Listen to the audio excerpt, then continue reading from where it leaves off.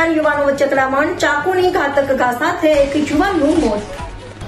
સુરત જિલ્લાના પલસાણામાં લગ્ન સમારોહ શોકમાં ફેરવાઈ ગયો, જ્યારે મિત્રો વચ્ચે ડીજે પર નાચવા મુદ્દે વિવાદ થયો. આ વાદ વિવાદ હિંસક સ્વરૂપ ધારણ કરતા એક જૂથના યુવાને બીજા યુવાન પર ચાકુ વડે હુમલો કર્યો. રવિ નામના યુવાનને ગંભીર રીતે ઈજા પહોંચતા તેણે ઘટના સ્થળે જ જીવ ગુમાવ્યો. હુમલો કર્યા બાદ આરોપી ફરાર થઈ ગયા. આ સમગ્ર ઘટના પલસાણા તાલુકાના જોડવા આરાધના પાસે બની હતી. પલસાણા પોલીસ તાત્કાલિક ઘટના સ્થળે પહોંચી મૃતદેહને પોસ્ટમોર્ટમ માટે મોકલી આગળની કાર્યવાહી શરૂ કરી. પોલીસે ફરાર આરોપીઓની શોધખોળ હાથ ધરી છે. આ ઘટના ફરી એકવાર યુવાનોમાં વધતા હિંસક વલણને લઈને ચિંતાજનક બની છે. કાલે રાત્રે કમનસીબે પલસાણાના જોડવા ગામે એક મર્ડરનો બનાવ બનેલ છે. બનાવની હકીકત એવી છે કે તુષાર દેસલે કરીને જોડવા ગામમાં રહે છે.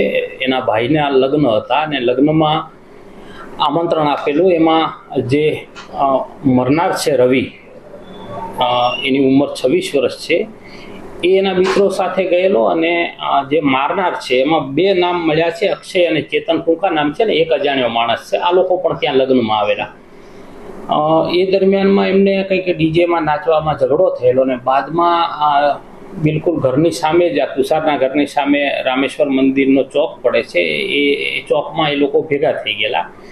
અને એ દરમિયાનમાં કોઈ એક જણાએ ધારદાર છરીથી એને હુમલો કરી અને પડખાના ભાગે છરી મારી, એટલે દવાખાને જતાં પહેલાં એનું ત્યાં મોત થયેલું. ડૉક્ટરે એને મરણ જાહેર કરેલ છે. અત્યારે એક આરોપી શકબંધ છે અને રાઉન્ડ અપ કરેલો છે, અને બાકીની 3 અલગ અલગ ટીમો બનાવી અને આરોપીને શોધવા માટે તજવીજ ચાલુ છે. આરોપીઓ સુરત સિટીના છે એવું અત્યારે જાણવા મળ્યું છે અને અહીં લગ્નમાં આવેલા હતા અને એ દરમિયાનમાં ઝઘડો થયેલ છે.